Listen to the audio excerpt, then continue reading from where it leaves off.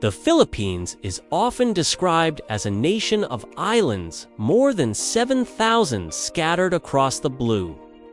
But what many people around the world do not realize that this country is not only divided by seas and mountains, it is also woven together by more than 170 living languages. Yes, over 170 languages. Not dialects, not accents, not mere variations of one tongue, but full, living, breathing languages with their own grammar, emotions, jokes, poetry, curses, and ways of seeing the world. That means that in a single country, one flag, one anthem, there are 170 different ways to say I love you.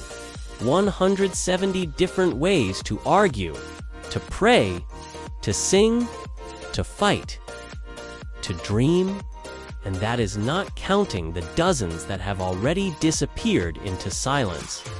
Let that sink in. Now here's the first fun fact.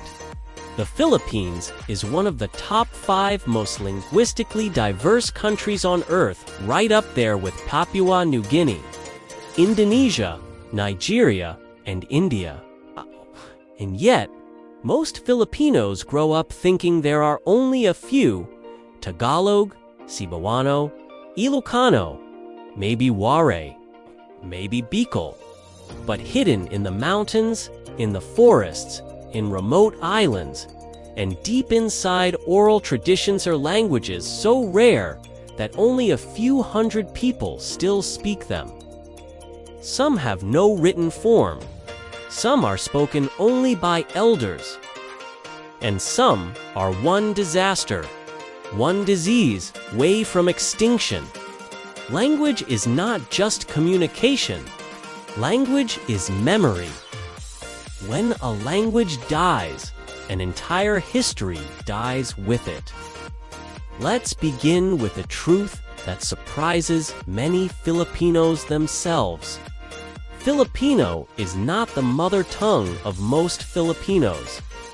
In fact, for the majority of the nation, Filipino based on Tagalog is a second language. Your real first language might be Cebuano, Ilocano, Hiligaynon, Waray, Kapampangan, Pangasinans, Chavacano, Tausig, Maguindoan, Marano, Kinaray, Kanan, Aklanon, Isneg, Kalinga, Isneg, Kalinga, Sumabagu, Yakun, Samabajao, and that list barely scratches the surface. Fun fact, there are mountains in northern Luzon where each valley speaks a different language. Yan villagers from one valley literally cannot understand the next valley's speech, even though they are only a few kilometers apart. This is because the Philippines is not just geographically fragmented. Historically, it was culturally fragmented 2,000 of years of isolated development before colonial unification, before Spain arrived in 1521. There was no Philippines. There were only barangay-independent communities, separate identities, separate tongues, and those tongues survived. Now, let's talk about Tagalog, because many people think Tagalog dominates everything. Tagalog is the basis of the national language. Filipino, yes. But Tagalog itself is just one of over 170 languages. It rose to national status not because it was best, but because it was already widely used in trade, literature, and governance, especially in Manila. Fun fact, some Filipino words that people think are national are actually pure Tagalog, such as kamusta from Spanish, adapted through Tagalog, salamat, baha, bayon, ganda. Meanwhile, many words you hear every day in Filipino actually came from Cebuano, Spanish, English, and even Sanskrit. Yes, Sanskrit. Words like guru, tiwa, bathala have ancient Indian roots that entered Philippine languages through early trade routes long before the Spanish arrived. That means Filipino culture was already global thousands of years before globalization existed. Now let's talk about Cebuano, the most widely spoken language in the Philippines by native speakers. More people speak Cebuano at home than Tagalog.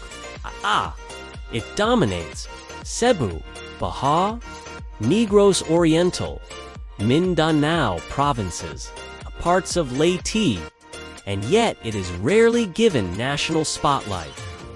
Fun fact, in Cebuano, there are more than 20 ways to say go depending on how you move: walking, rushing, sneaking, escaping, returning, climbing, disappearing. That level of detail in motion reflects a language born from seafaring, survival, and movement. Then there is Ilocano, the language of resilience. Spoken across the vast plains of northern Luzon, Ilocano is known for its efficiency and emotional restraint. Fun fact, an Ilocano can sound calm while delivering the most heartbreaking sentence of their life. Emotion is compressed into tone, not volume. This reflects the culture of endurance shaped by drought, war, migration, and labor. Now let's go south. In Mindanao live languages that predate colonial rule in deep, powerful ways. Maguindanaoan, Maranao, and Tausig are languages shaped by Islam. Sultanates, maritime warfare, and diplomacy with neighboring empires. Fun fact, the Tausig word for enemy changes depending on personal rival, clan enemy, political enemy, foreign enemy. They do not treat conflict as simple because for them, conflict was never simple. And then there is Chavacanoa Creole language that sounds Spanish but is not Spanish at all. It was born from soldiers, traders, slaves, priests, and locals trying to communicate. It follows Filipino sentence structure, but uses mostly Spanish vocabulary, which is why someone can say, "Ya anda yo na casa." That roughly means, "I already went home." Fun fact, a native Spanish speaker can understand maybe 70% of Chavacano words, but not the grammar. A Filipino can understand the grammar, but not always the words. It is a linguistic bridge between colonizer and colonized. Now here is one of the most powerful truths about Philippine languages. They are story-driven, not rule-driven. Western languages often prioritize rigid grammar. Philippine languages prioritize context, relationship, and emotion. That's why many Philippine languages change words based on social status, shift pronouns depending on respect, avoid direct negative statements, use metaphor instead of bluntness. Fun fact, in some indigenous Philippine languages, there is no direct word for yes or no. Instead, agreement or refusal is shown through action, repetition, or softened phrasing. Because in these cultures, preserving harmony is more important than being technically correct. Now let's talk about languages you probably never hear about.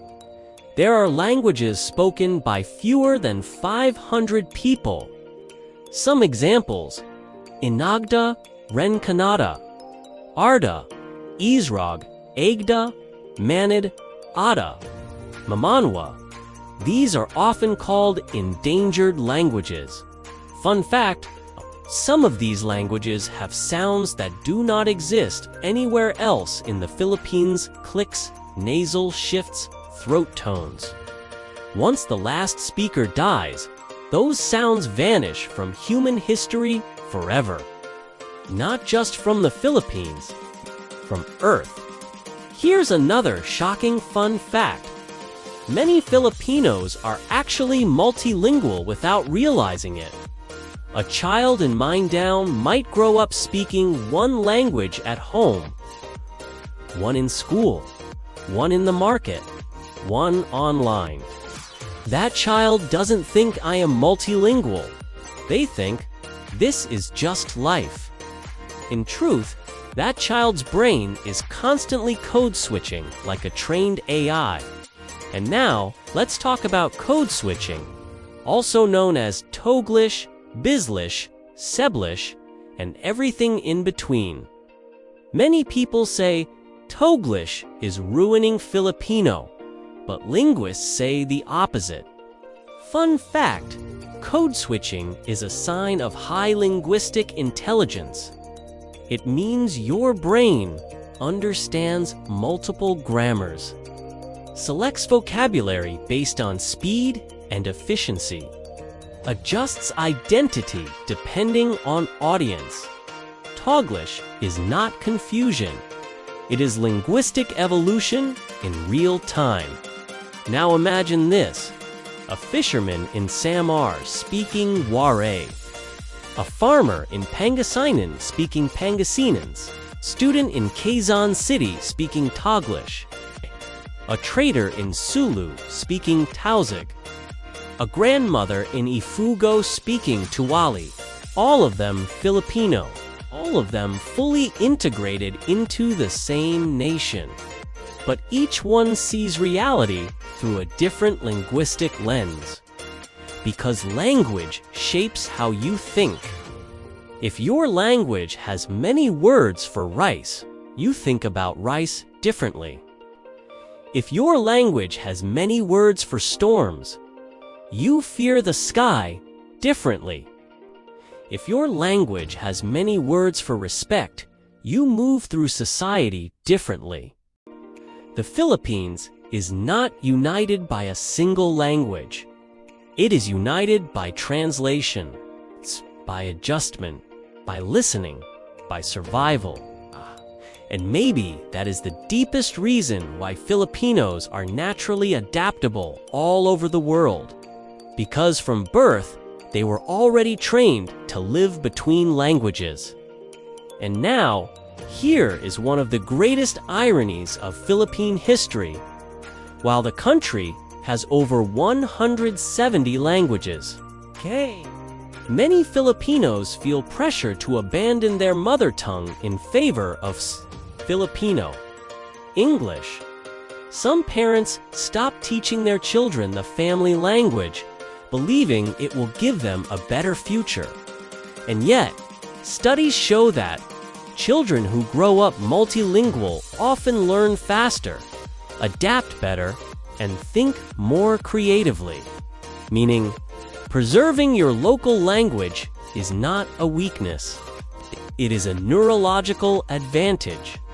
If you stand in a crowded public terminal in the Philippines and just listen carefully, you will hear a mother scolding in Ilocano, a vendor selling in Hiligaynon, a teenager flirting in Toglish, a driver shouting directions in Cebuano, a stewardess asking questions in broken English, a grandmother praying in a mountain language that few outsiders will ever hear, all in one space, all in one moment. That is not chaos.